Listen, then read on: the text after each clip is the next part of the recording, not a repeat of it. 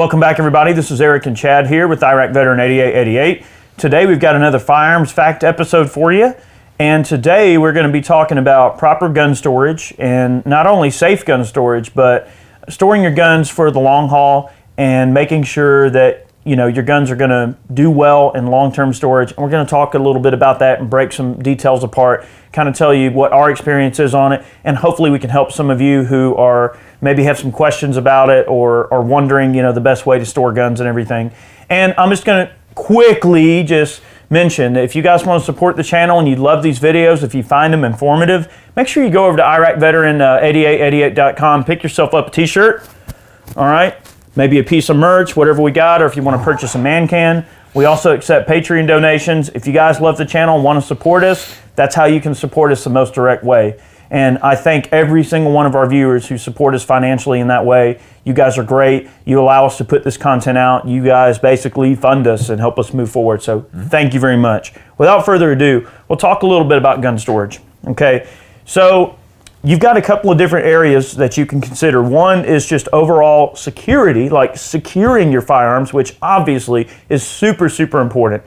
And then two, organization of said firearms. I think that's an important thing to consider, how you organize them, how you secure them, and then three, how you preserve them, how you keep them from rusting, how you keep the stocks from drying out. So how do we do all these things? I just toss mine in the closet.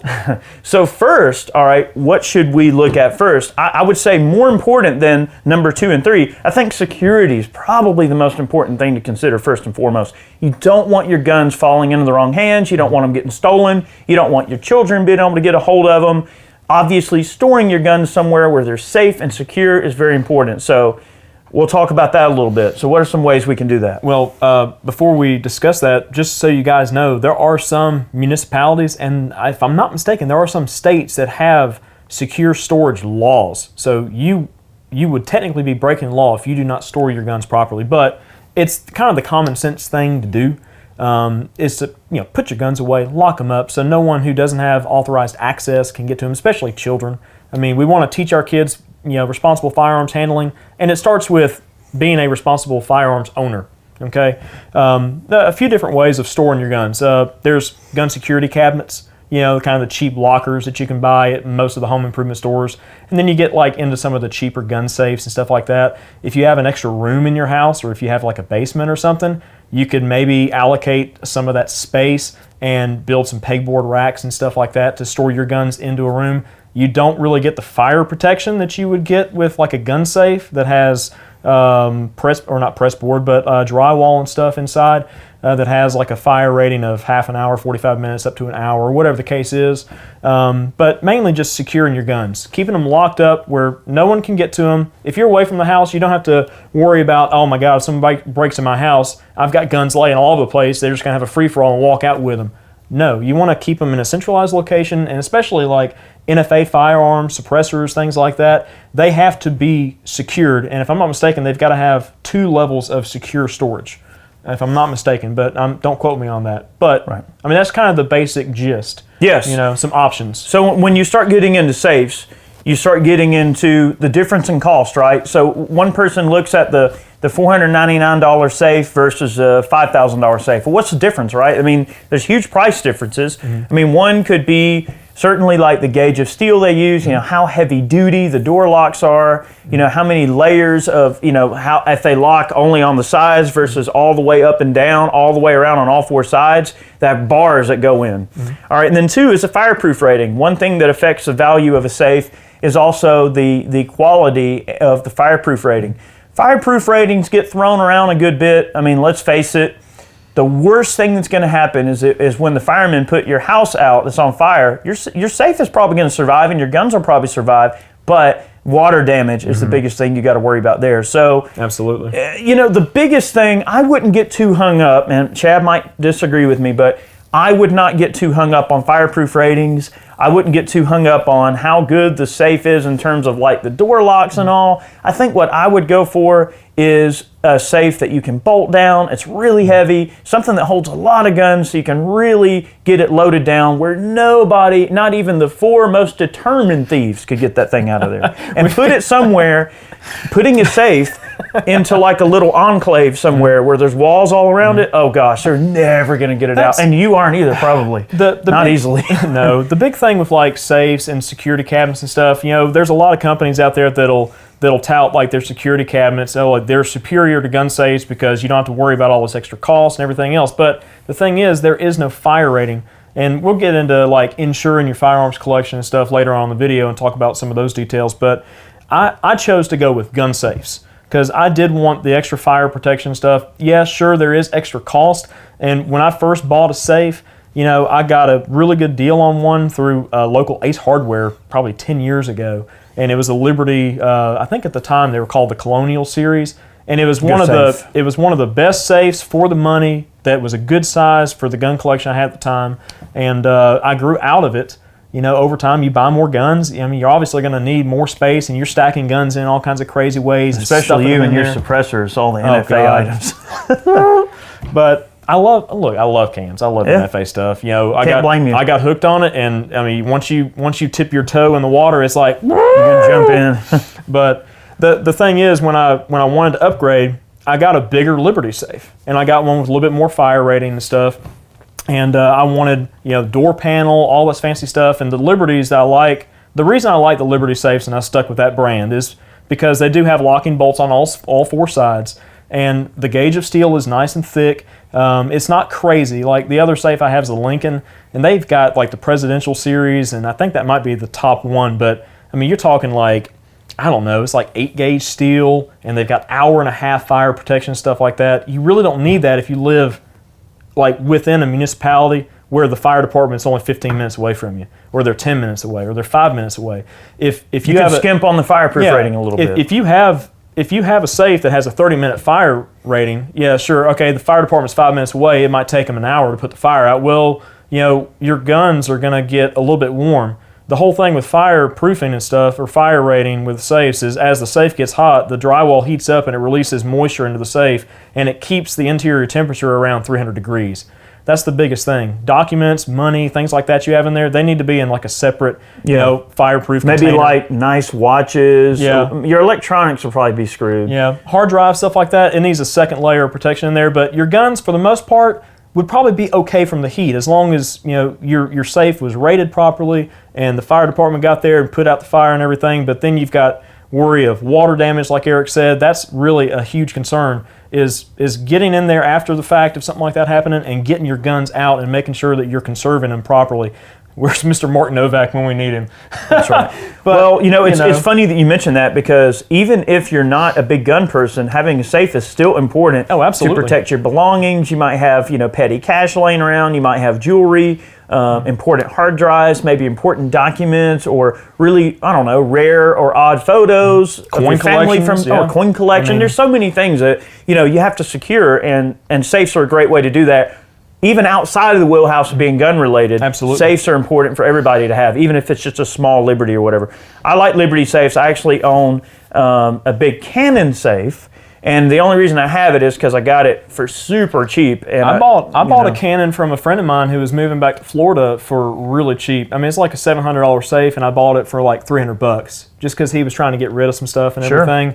And I actually loaned it to a buddy of ours who needed a safe at the time. I didn't really need that safe. I needed something a little bit larger, but I bought that just as kind of an investment, just to have an extra safe laying around, and he could use it until he grew out of it. Okay, so I think we can all agree that safes are an important part of securing your firearms. So there's a physical security aspect. Mm-hmm.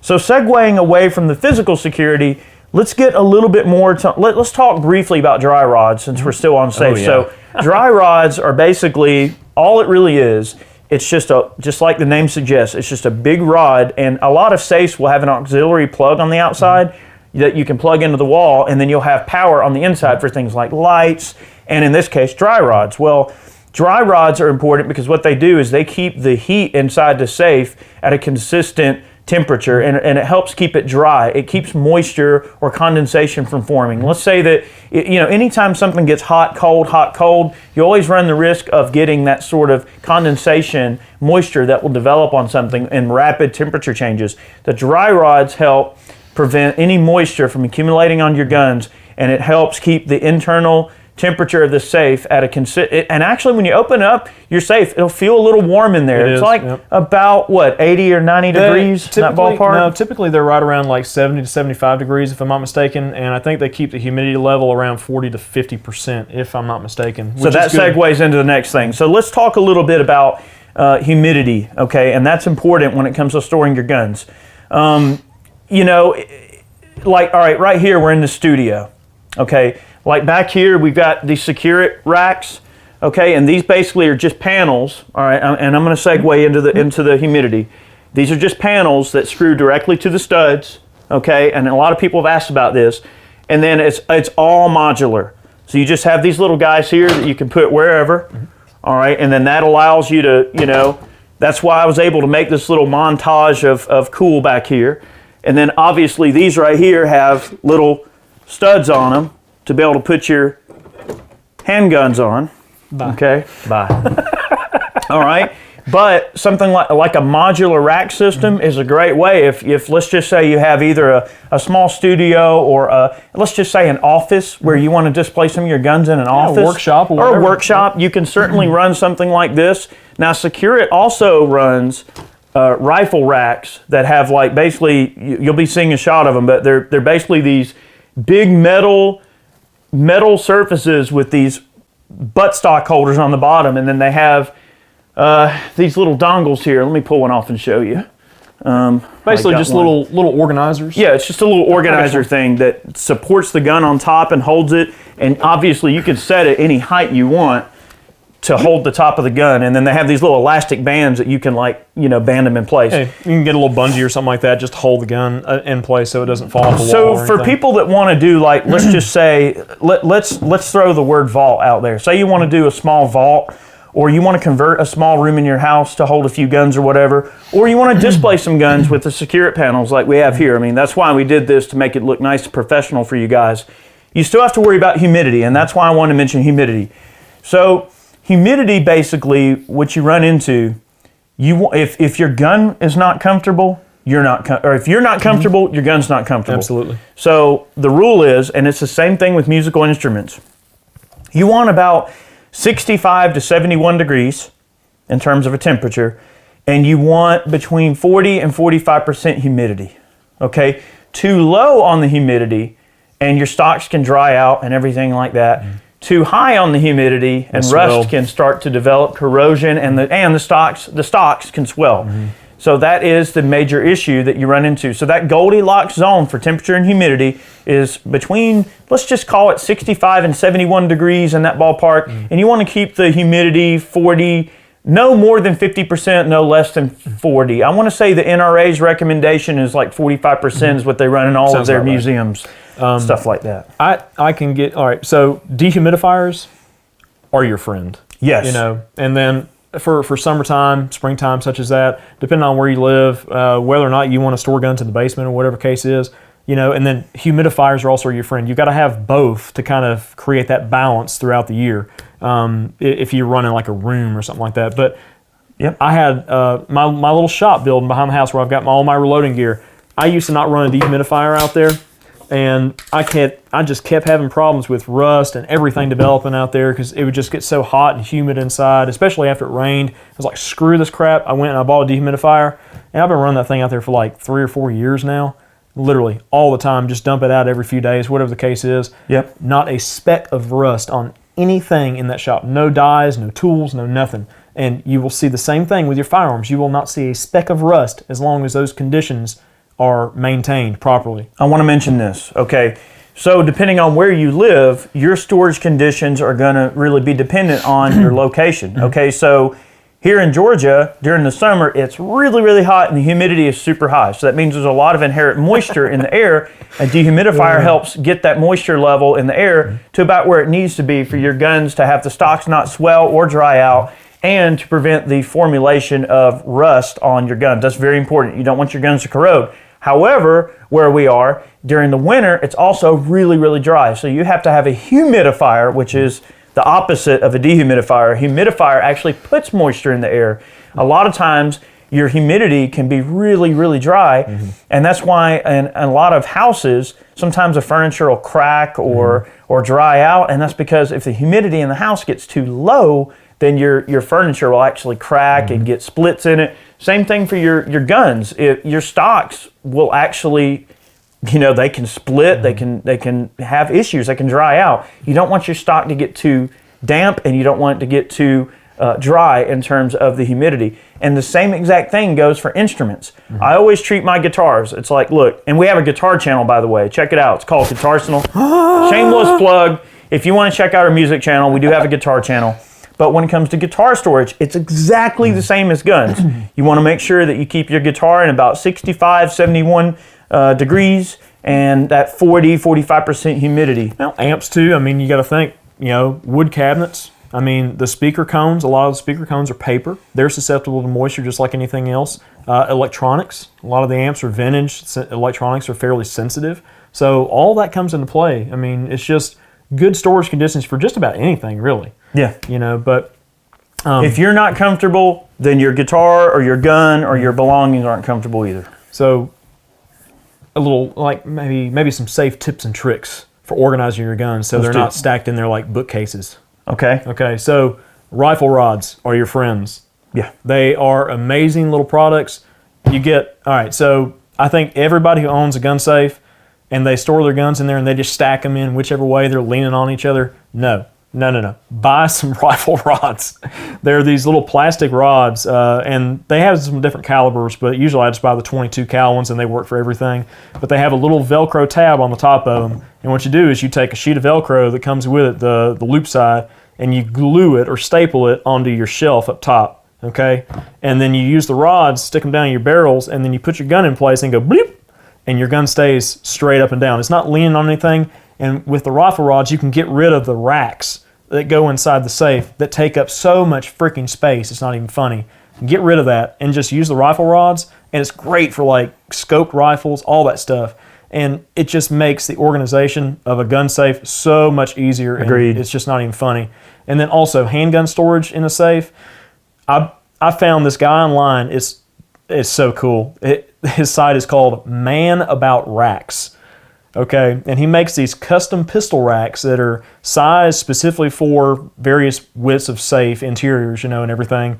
And I've got one of these. Neat, man. I've got one of these things, and they're handmade. They're painted and everything. They've got felt all over them. I mean, and magazine storage up under. I had to wait a little bit. The guy custom makes them out of his garage, but I would never go back to running like the little metal racks or anything like that ever again. But I've got one of those in there, and then how a bigger wide safe, the shelf starts sagging a little bit. All right, go to Home Depot, go to Lowe's. The wire shelving section, where they have all the closet-made stuff. The little U-brackets that you bolt to the wall or whatever, bolt to your studs, and then you use the shelves that kind of snap into place. Guess what? Those things fit right under or right over the little clips, that run in a safe to adjust the shelves. So you can flip Safe hacks, boy. Safe hacks. You take that U-bracket and you go bloop, upside down, and it's like a little I-beam kind of, and then you put your shelf in there and no more sag.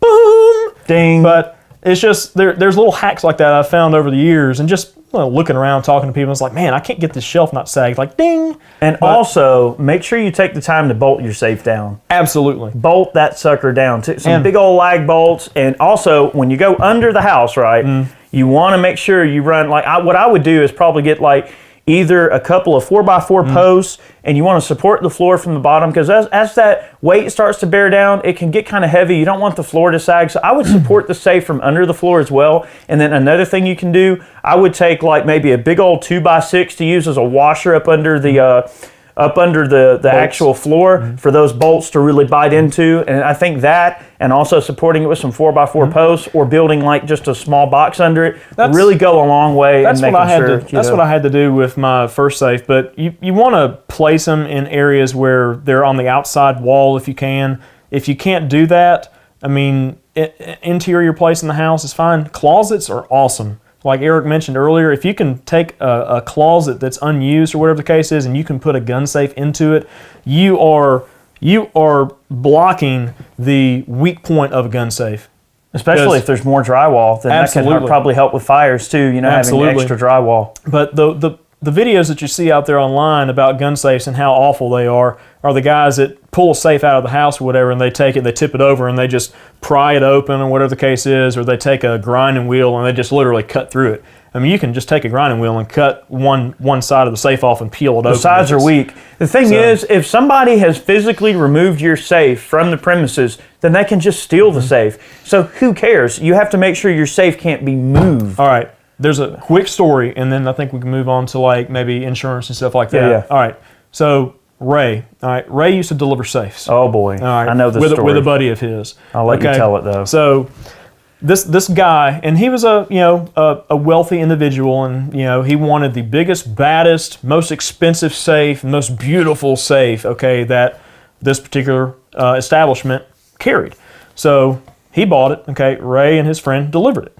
And Ray, our gunsmith up at Moss, oh, he's going to love this. This is such a funny story. It's bad, but it's funny. It's just like, oh, God. All right, so they deliver the safe, and the guy wants it in a very strange location. He wants it to be like the center point in this big open foyer area with big staircases coming down. He wants the safe right there where those staircases come down. And there's glass. I mean, there's like, it's just glass windows all over the place. I guess he wants people to ride by and go, ooh. You can see right in there, and you can see the safe. And they recommended against that location. It's like, sir, this is not a good place for the safe. You don't want it to be seen, especially just people driving by.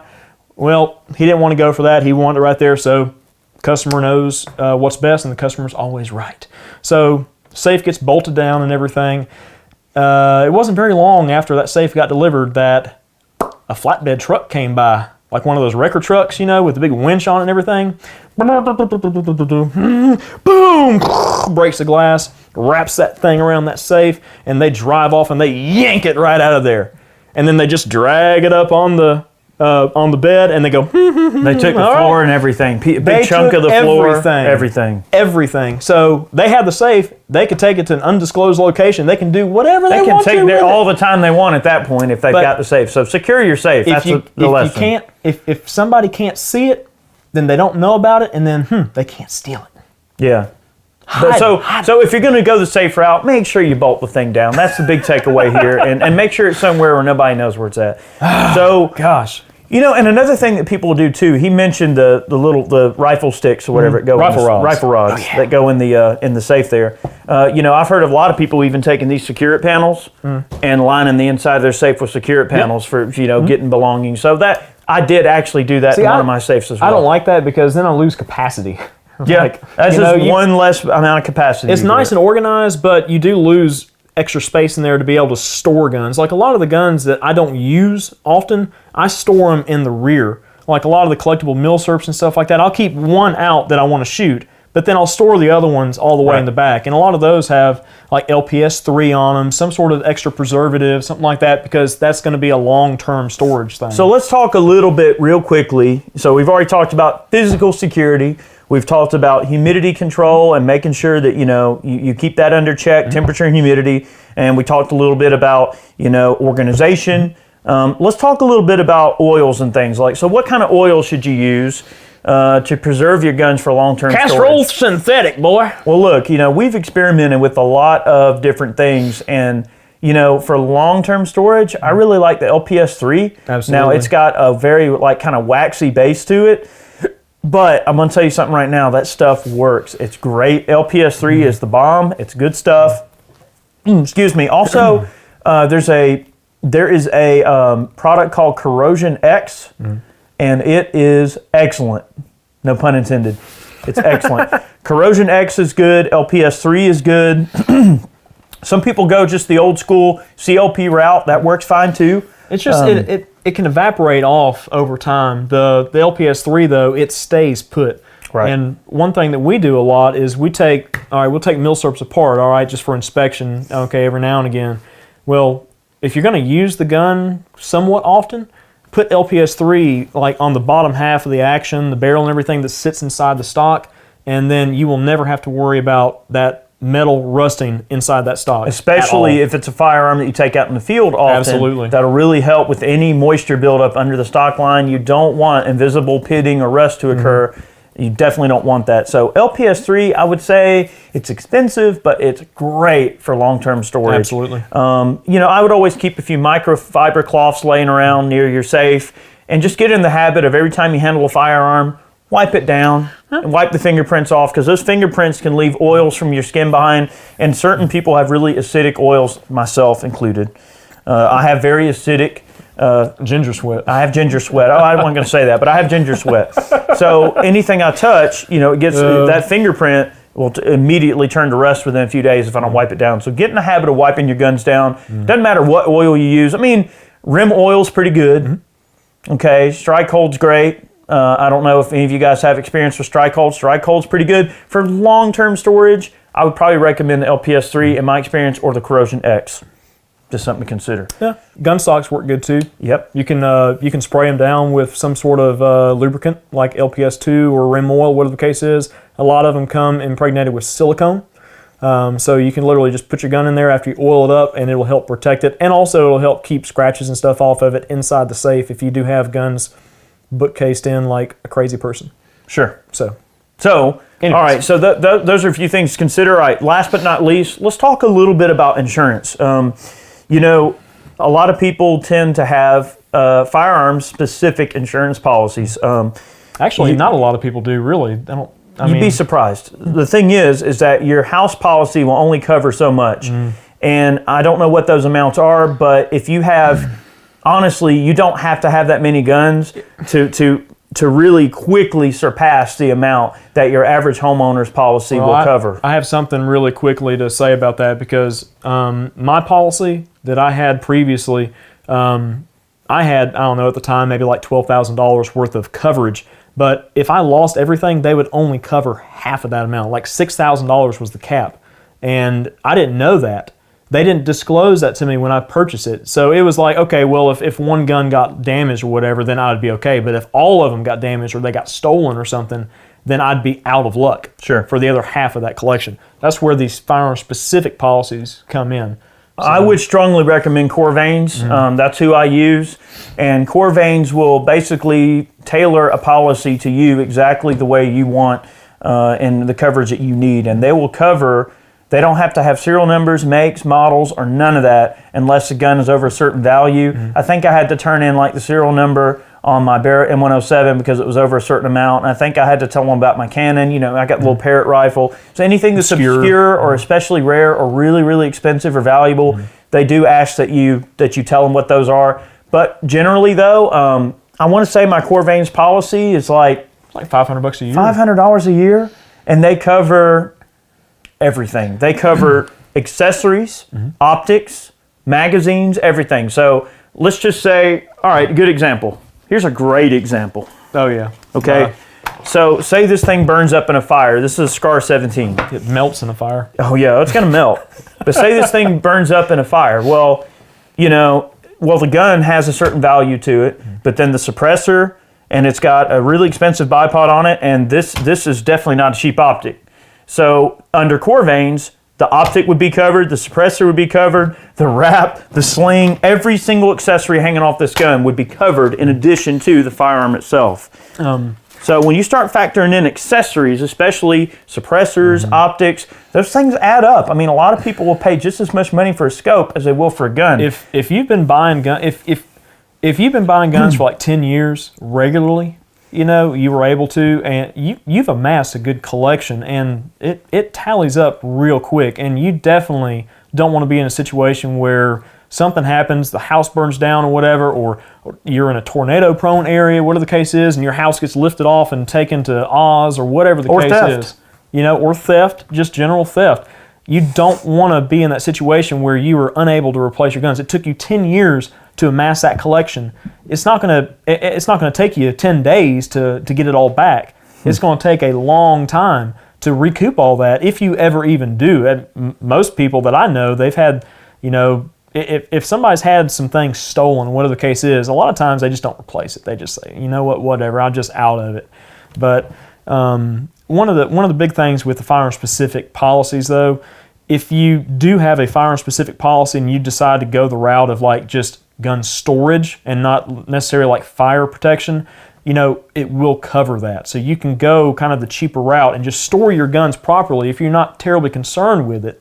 But like some of the examples that we have are very rare, very obscure guns, and some of them are sentimental, like family heirlooms and things like that. It's not exactly something you can just replace. So that's why I go with the safe route. I like that extra level of security and that extra level of peace of mind, if you will. All right, so that'll lead us into the last thing that we're going to discuss in storing your guns, and that's layers of security. That's very important. Security should always be in layers, okay? Whether it is a locked door, a well-built locked door that leads to a room that has a safe in it. Well, that's an additional layer. It's going to slow them down. A security camera, an alarm system, even signs outside that say, beware, the dog bites. A gate. Or a gate down near the road. If you have a long driveway and you have an electronic gate that can close and keep people out, all of those layers of security are going to help make sure that your belongings are kept safe. It equals time. Yes, anything you can do to buy yourself time, especially from the moment they enter your house. That's why it's important to have an alarm system. We have security cameras here. We have motion detectors, glass break sensors. We have every port on the house physically like lockable with a metal double key, dead bolted, outside metal door. And we have bars over the windows in a lot of places, so you have to secure your stuff. You have to make layers of security. If somebody goes, oh, this is easy pickings, they kick the door in. Well, guess what? They've got about 11 minutes before some highly motivated individuals that will kill them will show up. And it ain't us, it's the police. Trust me, they know. My sheriff knows, okay, that if they get a call of this place, they better show up. They're coming. Befriend your local law enforcement. Yes, make sure that you're buddies with the local law enforcement. And the thing is, so in that 11 minutes, how much can you slow them down? Well, okay, you make them have to get through 2 doors. You make them have to find it. You make them have to physically get in there and try to. So layers of security is the takeaway that we're going to leave in this last part of the video. Always make sure that you have layers of security. That's very, very, very important. Very. I mean, that's the big takeaway is, I guess, we talked about just kind of some of the options, and this is very brief. This is not very detailed at all. This is like a literal crash overview. Course. Literally a crash course, 101. But, options for gun storage. Don't leave your guns laying around the kitchen. Don't leave them stacked in the corner, behind the dadgum china cabinet, or don't put them in a shiffer robe.